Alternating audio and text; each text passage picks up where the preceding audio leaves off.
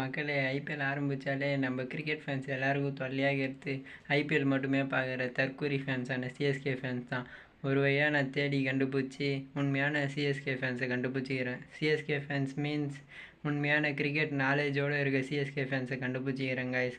அவங்களாம் சிஎஸ்கே டீமை பற்றியும் தோனியை பற்றியும் என்ன சொல்கிறாங்கன்ட்டு நீங்களே பாருங்களேன். ரெக்கார்ட் 120 இருக்கு. தோனி வராருன்னு இவ்வளோ கத்துறாங்க. அண்ணுவே இவ்வளோ தோத்துட்டு இருக்கோம். தோனி வராருன்னு இப்படி கத்துறாங்களே ஒரு இது இல்லை. சரி, வராரு. அவருக்கு முன்னாடி எதுக்கு வந்து அஸ்வின் ஜடேஜா எல்லாரும் விடுறாரு? அவர் ஒரு 10 ஓவர்ல வந்து ஒரு சீனியர் பிளேயரா வந்து அடிச்சு கொடுக்கலாம்ல, அதெல்லாம் பண்ணலையா அவரு? அது பண்ணாம வந்து எல்லாரையும் விட்டுட்டு கடைசியில 4 ஓவர்ல ஆடுறதுனா அவரு அப்ப என்ன பண்ணலாம்? இம்பாக்ட் சப்ல அவர் உட்காந்துக்கலாமே 10 ரனுக்கு போல. ஃபீல்டிங்னு இல்ல, டீம் செலக்ஷனே தப்பா இருக்குல்ல. தீபக் கூடன்றவர்லாம் வந்து எல்லா வாட்டி கிளிக் ஆக மாட்டாருங்க. அவர்லாம் கிரிக்கெட் விட்டு எக்ஸ்பயர் ஆன பிளேயர். அவரை வந்து ஆக்ஷன்ல எப்படி எடுத்தாங்கன்னு புரியல. திரிபாதி எதுக்கு ஓப்பனிங் புரியல. எல்லாத்துக்கும் மாரி தோனி தோனின்னு கிரௌடு ஃபுல்லா தோனி தோனி தான் கத்துறாங்க. 13வது ஓவர்ல தோனி வந்திருக்கலாம். இது ஒரு மூவில அஜித் விஜய் படம் மாதிரி ஐப் ஆயிடுச்சுல்ல. 18th ஓவர் தோனி வந்திருக்கலாம், வரமாட்டாரு.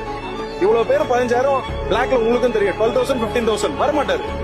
18th ஓவர் வருவாரு, ஒரு 20 பால் ஆடுவாரு. 20 பால்ல ஒரு 6 ஒரு 4. எல்லாருமே தலை பைத்தியமா இப்படியே தான் சுத்திட்டு இருக்கு.